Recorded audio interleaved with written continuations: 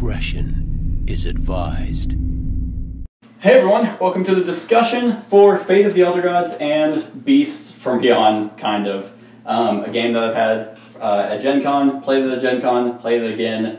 Alright, so let's talk about things let's talk about the game actually, because that's what we were talking about. Yeah.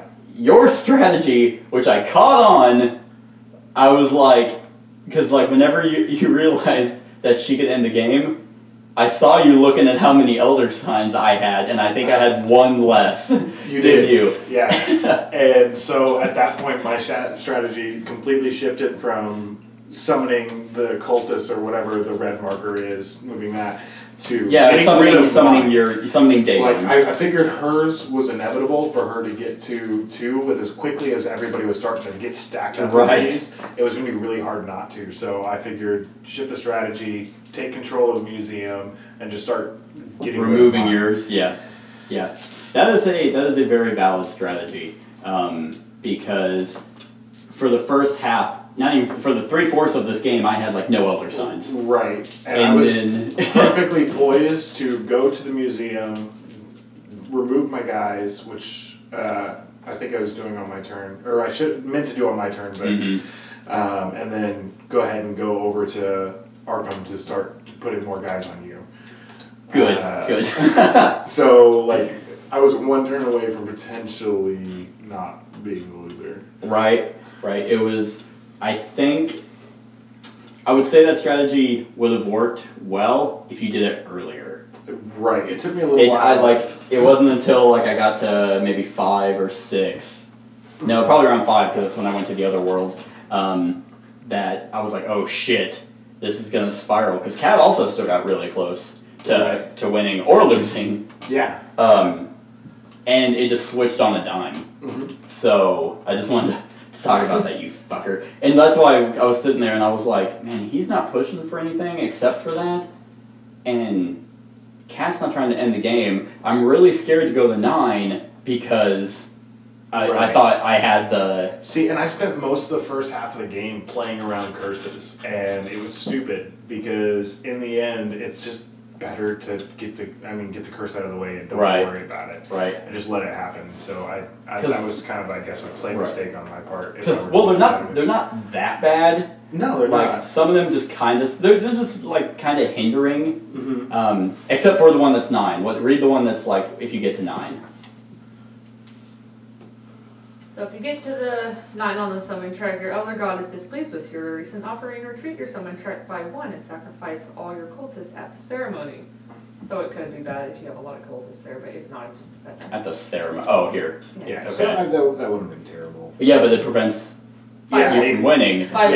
It's not like it was which could have been enough to set you back that one. I believe there's another one in here. It'd be worse if it was like for every not. cultist you have to sacrifice at the ceremony, go down 1. Right. That'd be worse. I think there's another one that says whenever you gain,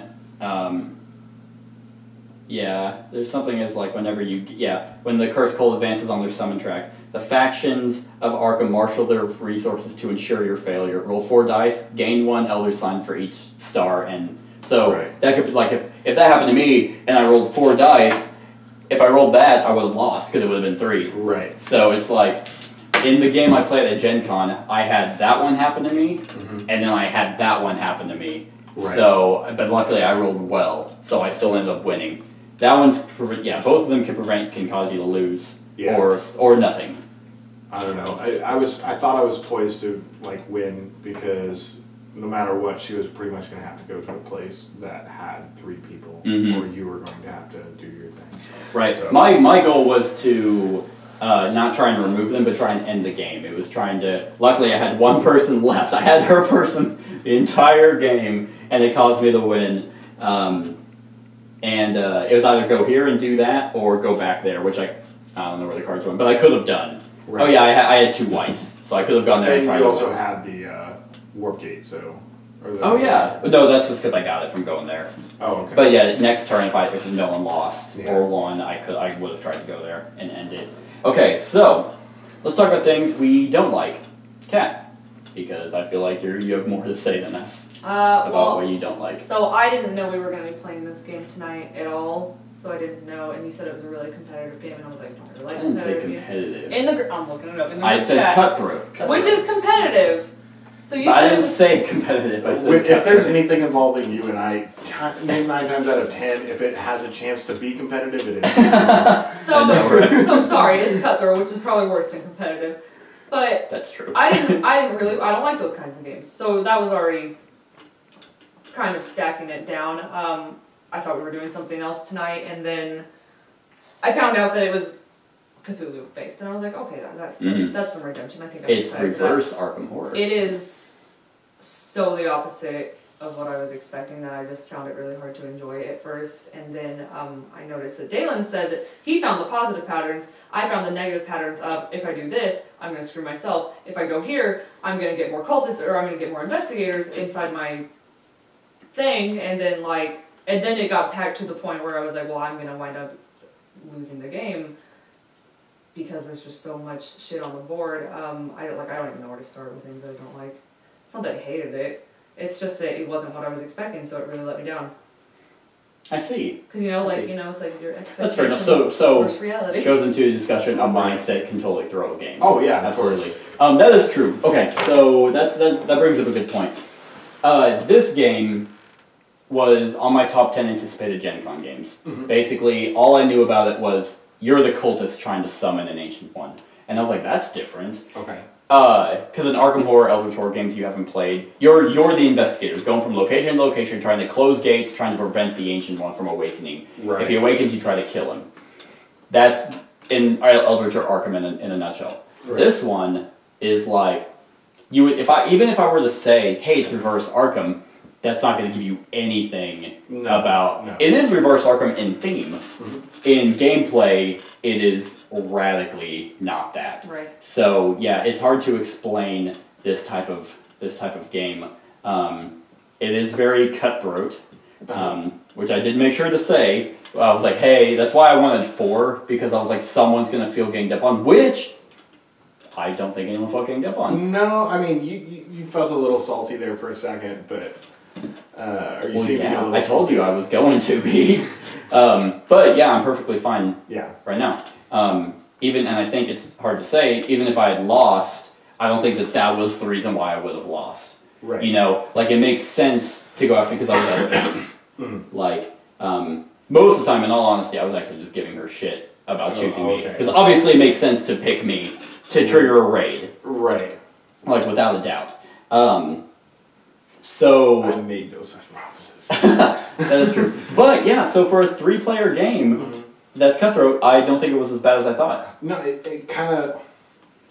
It's too difficult to really focus on one person in this particular aspect, because while you could be messing with you all the time, sometimes it's just not as advantageous as doing something to her, because I'm going to get a much more... more results out of my action. Exactly. So in this game, it seemed kind of difficult to really focus on one person. Correct, because it's even with spells or something like that, it was just because I played this as a 4-player game and it felt just the same. So it's not that's good. I don't know how this would play as 2. This game can actually be played solo as well. And this might be a fun game to play as 2, where you're controlling 2 different colors. I don't know how it works. I know in a 2-player game, I believe there's another fate. Okay. Or maybe that's for solo. There's 2 fate pieces that do something. I don't know anything about that. But, so yeah, babe, it's so hard to, because it's not really asymmetrical. All your actions make sense. You're going to certain locations to do the ability of the location to help your cult to summon your Ancient One. Which I think is a really cool theme. It's not, hey, we're all trying to summon one Ancient One. That theme could have easily been cooperative. Hey, we're all working together trying to summon one. But the investigator... I don't think this would have been fun as a cooperative. Correct. I'm not saying this particular game, but that theme could have easily been cooperative. Okay. So they decided to make it competitive, which is really different. We all have our Ancient Ones that we worship, and hey... it's like we all have, or most people have different gods that they worship, or different religions. It's like, hey, fuck your religion. Mine's better. I'm going to slaughter all your people to do my thing. I'm going to place, investigators in your shit so that way they can figure you out while I'm doing my own thing. Exactly. So it's different. And do you think now, knowing what the theme is and what it's like, that you'd have a different experience? So I don't know if I actually liked the game. I know I said I didn't hate it, but I don't think that I like it either. All right. So not really. Okay, so I know one thing you mentioned during the game was everything. You felt everything was too random. And I tried to explain it during the game because I know it's not literally random, but at certain points, the things I don't rely on hope a lot. In a game like, I hope that he goes here so that way he can lay down that card. Because I don't like to plan on it either because something better could come up and I just wasted my time. So I don't really like that. I don't like doing that. I had the opposite. I had more the thought of, I hope they don't go there. That happened because if you go there, I can't go there. So every time I went somewhere that you went somewhere or something to where it could have blocked me, I was like, oh, that'll move later because Kat will go. Now I just have to hope that Dalen doesn't go where I want to go. There was a time whenever you went to the other world, when I was just about to go there, and it's like, fuck, okay, what do I want to do? That can be a good and bad thing. It can be bad because, like Kat said, that is the one place you need to go to do your strategy. If you can't go there, it almost is like, guess I'll go there, which can really halt a game if you don't have a backup. Like, okay, if you go to the other world, I'll go to the Streets of Arkham and do that. If you don't want to do any of that, you have one thing you need to do, and you can't do it, it's like, all right.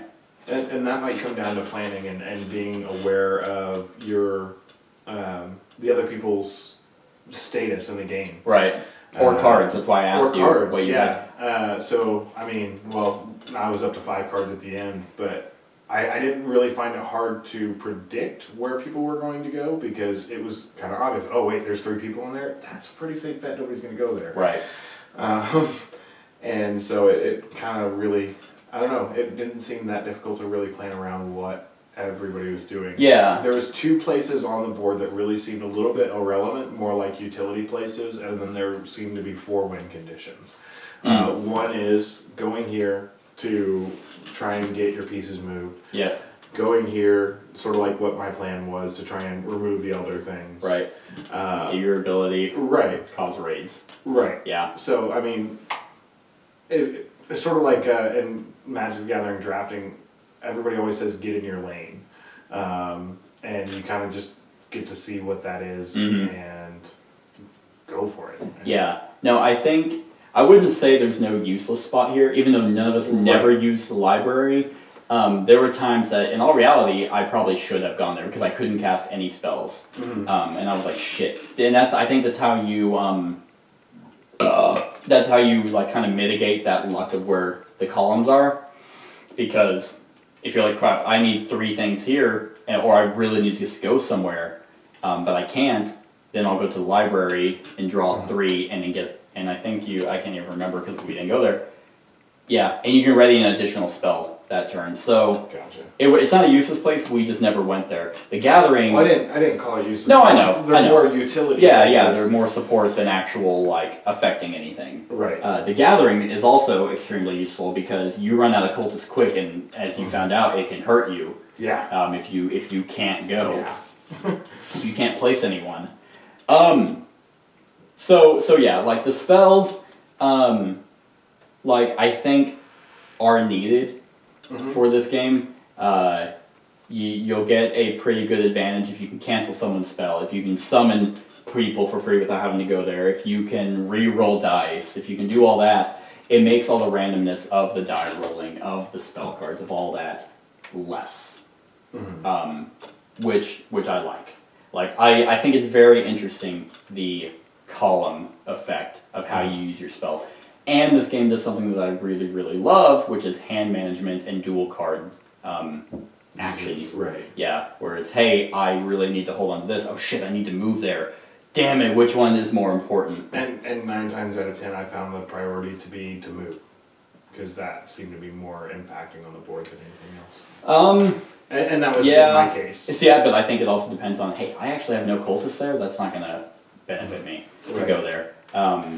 Hey, there's a lot of investigators there. I don't really want to take them because you can get hosed by the investigators. Yeah. So there were times that I was like, fine, I'll just go somewhere else and ready this spell. So I really like the spell effect. And also the wilds, that you can use to either, go anywhere and help cast a spell. It would have been really nice if the wilds had spell effects of their own. Well, they don't, but there's cards that came with the expansion that do. So that they do have a purpose now. No, what I mean is if on the other side of those there was. No, I know what you're saying. I think I personally think that'd be a little bit too broken. If the wilds also could duel as anything, and also have an effect. But contribute to your hand size or. Right. I don't know. So I think that's interesting. Let's see. What do you guys think of the area control aspect of this? Weird? Just... Like, you need to have 3 cultists there, and more people. What did it do? It allowed you to get the secondary ability without having to roll and hope you get it. Okay. That's how he went there. That you blocked him multiple times in the museum. Yeah. So he didn't just get to go there and sacrifice. The last time I was there, I was supposed to take 3 guys off and remove 3 of these, but I just forgot to do it because I got too caught up in taking in how cool the item was. Well, you still get to do both. Right. That's yeah. So I would have done that before passing it to you. Because some of these are actually really good. Being able to sacrifice 2 to go up 1. Being able to every Cthulhu you roll, they don't die. Right. They just go. Back into your lodge. Right. Which is kind of why I started trying to station guys there too to block that. Exactly. Yeah. And I think I had it for a while. Then I got some sacrifice. The raid keeps investigators in people's places. The gathering allows you to move all your people. The library allows you to sacrifice a cultist to ready a spell at no cost. So the secondary abilities are really cool. I love the fact that they have a chance that, hey, I have 1 guy there, but maybe I'll get it. Even though it's a 1 out of 6 chance, it's like you're not going to be completely overthrown. I can go to the museum, roll, get a cultist, which I didn't get, but get a cultist and be like, all right, I can still do it. It's a chance, but it's still there. It's not just like, oh, hey, you have 6 people that I'm never going to get it. Fuck it. Yeah. Why will I go there now? You know what I'm saying? I think it's a really, really cool game. Yeah, I thoroughly enjoyed myself. I also really love the board. Because honestly, this game is not difficult to learn. Right. The only complaint I'd have about the board, or not necessarily the board, but the minis are just a hair too big. Oh, you think? Oh, it just makes the movement and. You think they'd be like if not a small, not a player? Looking at how full the spaces are right now, it would be nearly impossible. It gets really cluttered. Yeah. You think they should be like not as small as Mission Red Planet, but a little bit bigger? Yeah, just about, yeah. I would agree. That's a good point. And it's covering up all this beautiful artwork too. That is a good point, actually. The artwork is beautiful. Yeah, I mean aesthetically, like the game, like spells. It'd be cool if the spells had art on them. Yeah. But at the same time, they've got to be so legible for the band. No, I know. And everything else. I'm just if the cultists look different per color. Like, that's not impossible to ask. But they're just there. It's an area control thing. I don't know how to describe a genre, this genre of a game. It is area control, it's hand management, but you don't really care about like what type of units are there. You just care about the number, and you don't really care. I mean, you do care about the color of where you're moving because that helps you do your ability, but also you care about the spell. Right. I would almost call it just a straight up area control. I guess, strategy game. Yeah. This is almost Risk-like on a super small, dumbed down level. Right. Do you think that anyone's player power was yours? You think mine was broken? Just the ability to. I got nervous. Go to a place where you can already sacrifice people to get. What is it called when you're moving up? Go up the summon track. To go up the summon track, but then to also be able to use your ability to go up the summon track. I wouldn't say it's completely well. First of all, broken, so the second one, it seemed like a more relevant ability. The first thing to actually, there's two things to that argument. I see where you're coming from, but one thing is I have to have control to do the second, or get lucky. Okay. I never did that. I think right. I got lucky once, and I got to do it. And my ability is not take people and do it. It's I have to take people, then go back. And then eat them. So I did that twice. So it's maybe not that it's the most broken ability, but it was definitely felt a little bit more relevant. Right. But you also got to remember that I also hardly ever had people. I hardly ever had control anywhere. Look at how many people were there. You had the ability to just constantly. You had the most on the board. You constantly had control, or at least had a lot of people. Her ability was able to curse people. Yeah. And know what the curse is too. Yeah. To just fuck people over. So, and the game has 13 Elder Gods. Okay. Probably 12. It's 8 with the base game. I think the expansion came with 4, or 3, and then I got a promo while I was at Gen Con. Okay. I think this is definitely a game that. Because everybody has different play styles, I would have. I know that on your channel you always just pick them by random. Right. I think this is definitely one where I'd want to look at them and go, oh, okay, this really fits my play style. So I guess so. Technically, the rules call for I deal out. How do you know that there are cards that are literally just the picture, and you shuffle those, and the rules say to deal out 2 to each player, and then they pick one. But I don't think they get to know the ability. I think they just pick one. Right. Even then, they might get to know the ability and pick one off that. Right. But there's 2 reasons why I don't do that. One was, and the biggest reason was, you guys didn't know how to play. So I was like, there's no point in giving you 2 options and you're going to be like, I don't know what any of these do. Right. So that was my biggest one. The second one was, yes, I do it random. Because I think it's more fair, I guess, especially since I played. Like, I think I actually played as Cthulhu last game. And so it was more, I could have been like, oh, Cthulhu really worked for me. Or I know who's really good. Right. And pick them and be like, okay, you guys can pick whoever, you're going to have it. So it was still fair. I've never played him before. Right. I've never played any of these before, actually. Actually, no, I think I've seen this one played, but it's been since August. Right. So I actually didn't remember. So yeah, this game works really, really well. For what it's trying to do. I really like it. The artifacts, which we haven't touched on, I don't know, the artifacts and curse cards, we'll touch on those. Artifacts I feel like are really cool and useful as well. They're very relevant, yeah. And I think you can only, you had 2, you can have 3, okay. Yeah, they are really relevant. Babe, what do you think of the curse card, not the curse cards, the artifacts? Because you had one that you constantly had a gate if someone tried to go use their ability. Yeah, I like that a lot. Which allows you to go anywhere. I think I got lucky on mine just because they seemed to stay there. Whereas you guys had to use yours and actually get rid of them. And right. Some of them, one... So I kind of have a biased view of them as being like, Well, not all of them allow you to discard. Like, one of them was, like mine, discard to move them anywhere. Which is really, but I don't get the other ability. So artifacts are really cool. I would just want more. I guess that's a complaint on my end, is that you see this huge stack of spells, but there's a lot of duplicates.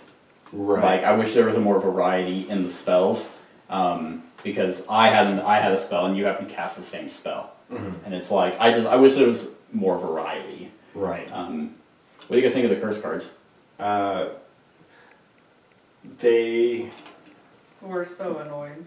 That's what they are. Is they're more annoying than they are like they're annoying to I think memorize or no, they're just annoying to deal with. I think we could have played completely without them, and had some other negative response for meeting at the point that you were talking about. When they meet up, and the game wouldn't have been any worse for it.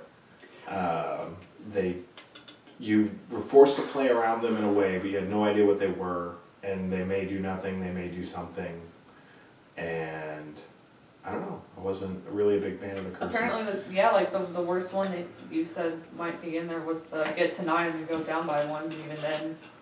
I love the curse cards. I think they're really cool. They add an element of uncertainty that is like, oh shit, because it gives you risk. Like if you didn't get cursed, or if it would make Elder Signs not matter except a way to lose. It made like, hey, I got this really badass artifact. Cool. Because some of them, the really good ones, were like, hey, you're cursed now. Right. So, and they're not game breaking. They're just they're annoying, and sometimes they can be shitty. Like at the very beginning of the game, you got an artifact, immediately had to lose it. Yep. And then got another curse because of it. Exactly. So they remind me of, there's a game called Dead of Winter, which has scenario events that are triggered. Like, hey, if a person moves out of the colony to a spot, this happens, and it's an event. Right. Sometimes it's really bad, sometimes you have a choice, sometimes it's really good. So it reminds me of that. It's just, hey, this could happen, it could not. None of mine triggered. And I had 2 against me. No, you had 1 trigger. Sorry, I meant the 2 that you had. Yeah, 1 triggered, which almost fucked me over. I don't know. It was glorious. I really like them, and I wish there were more as well, because I really like the curse cards. Right. I don't know. I would definitely have to play it again with the curse cards and not get screwed over, to be a little unbiased. Right. Okay, so the expansion. I don't think it really has a relevance at this point. I thought it was amazing. You were the only one that got to use it. That was what I was gonna say. When we got to this was, well, we were like 2 rounds away from officially ending the game before that card finally showed up, the summons card, and I was like, I don't care that I'm getting a curse. Seth put the fucking expansion in so we can play it. He's gonna be real mad if we didn't get to play it, so I was like, just do it, get it out, and it was cool. Unfortunately, the game ended immediately. Yeah, so absolutely not needed. No. I wouldn't say don't waste your money, because the miniatures are really cool. Yeah. And they are potentially really good. Oh yeah. I would say I'm glad that they're not so easy to get on because of how good they are. Yeah. Like, things have to fall into place for you to summon a demon I was into this world. Because I was immediately able to affect you in such a bad way. Like, oh, it was because of that! Yeah. Fuck you, goat spawn! Yeah, it was absolutely because of him. I was like, how did I get more? Oh, yeah, it was him! Yeah. So, and they cycle really quick. Like, you get your use, and then they leave or die or whatever. You can't do anything about them. Like, we can't go there and remove them. I think, from what I read about the abilities, and the one time I got to use it, I think they're cool. You do not need, I think it was like $30. If I'm not mistaken, I think it was around $30. So 2, 3, 4, 5, 6, 7, 8, 9. You get 10. 10 and the miniatures, and you get 4 more ancient ones, and you get a little bit more spells, which are basically the ones that summon monsters. I'd pay $30 for that, yeah. Yeah, I mean, it's not for the quality, but that's the thing, is like $30 for it to come up once. Right. And you only did it because you're like, fuck it, do it, we'll throw it in there. I tried. Like, I wanted to get a monster the entire game, but... I tried too, and it turns out I was doing it wrong. Oh, I see, yeah, you did that one bloody spell. Didn't try at all. Yours fell into place. Mine, like your complaint with the spells, it just never worked for me. Right. For the lineup, and I was just like, okay, I guess I'm not doing that. That might have been something where the library came in handy, so... Exactly. But I would say that just looking from here and looking at the figs, I mean, I know people that collect figurines and they would easily pay $30 just to have the figs. So I was surprised when I actually got handed the goat spawn. Because first of all, I would just love to compare them. And this was another complaint that I had was, this is beautiful. No, they actually have a nice like resin finish to them. This is from a different game. Yeah, that is true. These, I mean, you could... The art... I could even see you painting these, like... Well, her. You could paint these. It's one of those things that, yeah, like I said, the miniatures, like the art is beautiful, miniatures are shit, this is really cool. Those are awesome. To be honest, even these miniatures, like looking closely at the detail, it's not bad. But that's the problem is you kind of have to like look closely. It's because they're so bright. I wish that somehow. I would almost take a black wash over them, just to give it a little depth. Yeah. No, because then I think they'll blend. They're bright to easily look at the board and see what you have. So I mean, it has a purpose. But I wish that maybe like they could have been like just a little bit darker versions of themselves of like your creature or something. Yeah, because if you look I know they're cultists and they're all cultists. I would say just look different. If you look at different models. this has like a black wash. Yes, it does. Yeah. But it's also on gray. Right. Not on. Even I think these guys. No, they don't. But yeah, so Beast from Beyond. You don't need it. If you just want it, then get it because it can be cool when they come in, and it can throw the game. I almost lost because like 2 rounds before that I rolled 8 fucking dice because everyone was there. She gets that, throws them on, which causes a raid, and so it's one of those things. But if you don't like cutthroat games, do not get this because people are gonna think, oh, reverse Arkham or reverse Eldritch, and be sorely disappointed. Because what you have to remember is that, first of all, Arkham is already so against you. So now, instead of the game being against you, you're literally just against each other. So you have to think like you're basically just fucking each other over as hard as you can, because that's what Arkham would do to you if you were playing Arkham Horror. And I think it's great. There's a lot of people who don't think that's fun as well. So right. Unfortunately. Right. That's true. Okay. So one last thing before we go to our final verdict, our rating. Do you think the 2 ways to win are balanced? Do you think they're fair? What was the other way to win? There was one way to get to 9. Right. That was that one. Or if someone finishes all Elder Signs and you have the least. That person immediately loses. Like if I got to 10, doesn't matter if I was at 8, I lost. Yeah. And then it goes to you guys and it's like, oh, Dalen had 3 Elder Signs and you had 4, Dalen wins. So if I had accidentally ended the game, how would you feel if Dalen had won it, if I had gone up? Well, at the time, whenever you were gonna do it, because I didn't catch it, I was like, yay, because I had 1 less than he did. Right.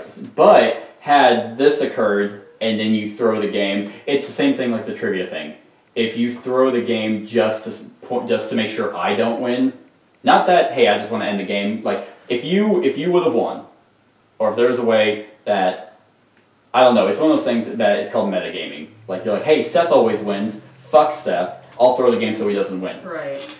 I would have been pissed. I wasn't going to do that. No, I know. Yeah. But had that been the reason, that's what pisses me off. Well, what if I had just done it by accident? If you had done it by accident, at that time that was my strategy anyways. So. Right. And I knew that. Yeah. But that was so you could win, not just oh hey Seth always wins. Throw the game because 1 I don't like the game, 2 he always wins. Fuck it. But that goes back to your question. If that had happened, would you feel like it was balanced? No. Well, I wouldn't say it's not balanced. I would just say it's a shitty alternative. Fair would be a good way to put it. Like ethical. Right. It's that comes away from the game and how you win that. It comes more onto fuck you as a person. Morality. Right. So taking that out of context, it's the loser's win. I feel like.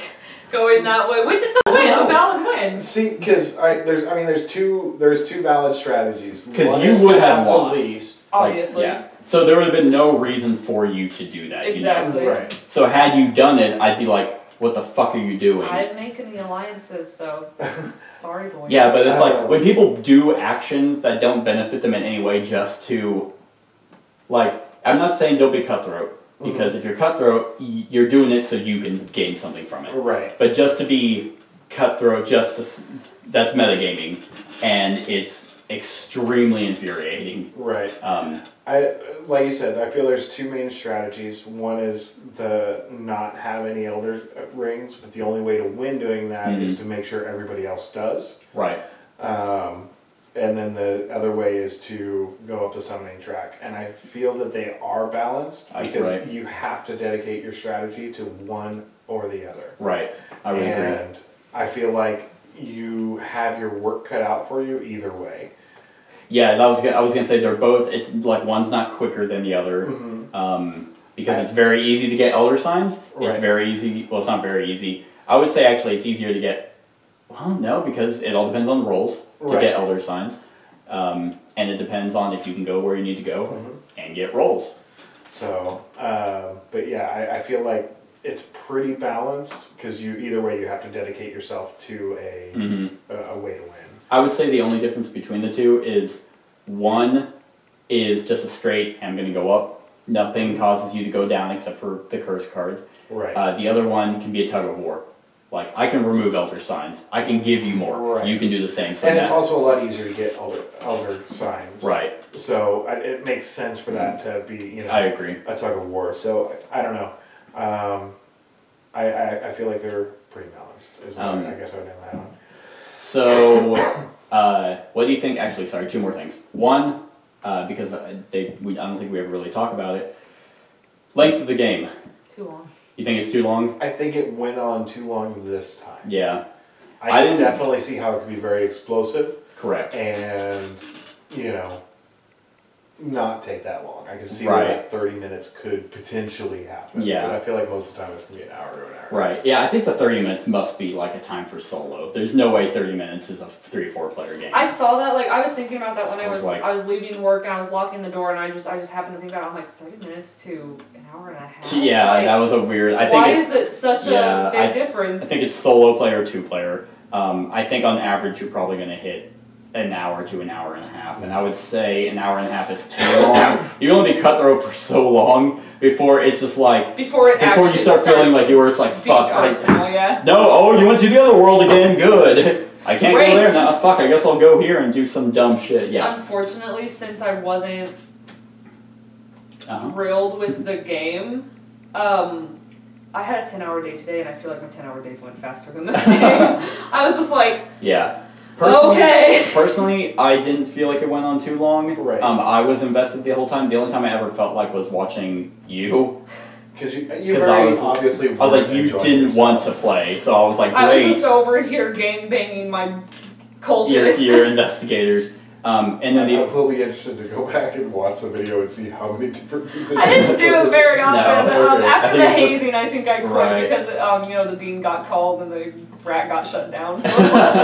And the second thing is replayability.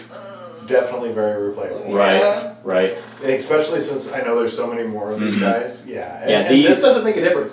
It could be the same 4 each time. Right. But this game will never be played the same way twice. Right. Exactly. Which I do love their artwork, I will say that. Yeah, I'm big about artwork. So, yeah, the artwork's amazing. Yeah, I think playing this and then playing it again, like, because I played it twice now, and I had a blast both times. Like, that with the ability, they're there, but you don't constantly have it. You don't just have an ability that you get to use all the time. You have to specifically go and activate it, which is why I don't think any of them are broken.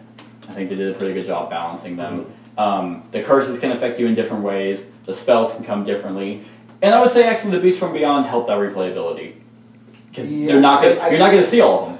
No, there's no way they're coming out all the time. Definitely want another attempt at trying to bring another guy. Correct. I would too. But it's there for replayability. Okay. Scale 1 to 10. 1 being... 6.5. Huh? 6.5. 6.5. I think he said 0.5. I'm like, 0. dear God. I want to burn it to the ground. So yeah, 1 being it's the worst game in the world. It doesn't even play. 5 average, 10 perfect. So 6.5. Because I'll still say it's a little bit above average. I would give it a solid 8. An 8? And I really have no complaints. Like, right. 9 and 10 is still pretty much reserved for my favorite games ever. And this is pretty damn close. That's awesome. I would actually give it a 9. I really like this game. Yeah. The Beast from Beyond just adds more. That's another thing though I should mention about the expansion is that some games are like, oh, you need to get the expansion because it makes the base game better. Yeah. Fuck that. No, the base game is great, and we pretty much just played the base game, and then that came in and just even that one time was just wrenching things, and it's like. I hate you. I hate you so much. I could lose right now. And it was that's why whenever I was like, but I was like, I literally can't pass that off. That's why I told you. I did tell you to throw the game because I was gonna win, and I was like, you're like, why? I'm like, because I only have 1 ahead of Dalen right now. If I lose, so So yeah, it's a solid 9 for me. I think my favorite part is it's a fun competitive atmosphere. Right. So there are cutthroat games, and that's the thing. You have to go into this game knowing, hey, it's mean, it's cutthroat. If you don't, you are going to hate this game. You have to like it as well. Like that's why mine was lower, is because it's play styles. Like it's known, it's well known. I've said it every time we play this kind of game where I just don't like it. Like you're not in the minority of most. Like a lot of people like competitive cooperative games. A lot less people like cutthroat games. Right. So with this, I think the theme is there. I really like the reverse idea of being the cultist, and I just think it's interesting. Everything it's unique. The columns are different to cast spells. The abilities, the elder signs, all of that is just unique, and I love it. So that, as far as we're adding stuff, but I forgot to say the things that I do like, because there were things. The theme of how you cast spells I love, because it's essentially the stars aligning. Oh shit, that is what it is. And I thought that was so clever. That is what it is. I forgot. It's called the astral column. Yeah. That's why it's a 6.5 and not a 0.5. Yeah, that's true. I didn't even think of that. Yeah, the only reason it's not higher, like a 9.5 or a 10, it wouldn't be a 10. I do wish there was more variety, like in the spells. But they could add more expansions. I think the Beast from Hell. There actually is. Sorry, other things in here. I was looking for the deck earlier. This was also in my promo pack. I don't know how they work, but I was very confused. I think these cards are alternate abilities. Either they're additional abilities or alternate. I don't know how these work. I'll need to look them up because my promo stuff didn't come with rules. So who are you? I am Dagon. Dagon. I don't know how it's pronounced. We don't know. No one knows. Patata. Well, you're actually not in here. Dagon, Dagana. That's weird. I think it has everyone from the base one, but then there's like a your choice. There's actually 3 your choices. So, but we'll do cats. Cat, you were Backrug. You know it. Order of Ancient Secrets. You may look at any untriggered curse cards. Each time another cult's curse triggers, you may draw 2 spells and discard 1. He's just the king of hell, I'm pretty sure. I think these are like, and then mine was Tathaga, which is probably also not... It might just be... Druids of the Solstice. Each time you move to the Gathering, you may roll 1 additional die when rolling for temporary control. So it sounds I think these are just additional abilities. It sounds like enhancements of your ability. Yeah, not just... Or swapping out your ability. Or no, that would be enhancements. Yeah. Right. So I would say it's probably... hey, you also have this to do. That might be geared towards lower amount of players, since you might need a... Maybe. I'll have to look it up. But see, Azathoth was actually a promo, and this is Hasten Doom. You gain an Elder Sign, but whenever Azathoth gains at least 1 Elder Sign during a turn, advance Azathoth's summon track by 1 at the conclusion of that turn. So you're kind of like trying to hurry up, and if you gain Elder Signs, you gain AS, yeah. So yeah, you're trying to beat the clock. So yeah, that would have actually worked for me because you guys pumped me with a shit ton of Elder Signs. So yeah, so they're all unique, they're all different. It is a 9 for me. I cannot think of anything else for this. You guys got anything else? I think I'm good. Awesome. So that's it, everyone. That is our discussion for Fate of the Elder Gods and Beasts from Beyond. Let us know what you think of the game in the comments below. Other than that, like, comment, share, and subscribe, and have a wonderful whatever time of day it is for you! Hey everyone, thank you for watching, and I really hope that you enjoyed the video. If you want to support us, you can go ahead and click that link to go to my Patreon account. If you have any suggestions, you can go ahead and click the link in the show notes below to go to my Board Game Geek list. Other than that, like, comment, share, and subscribe, and have a wonderful whatever time of day it is for you.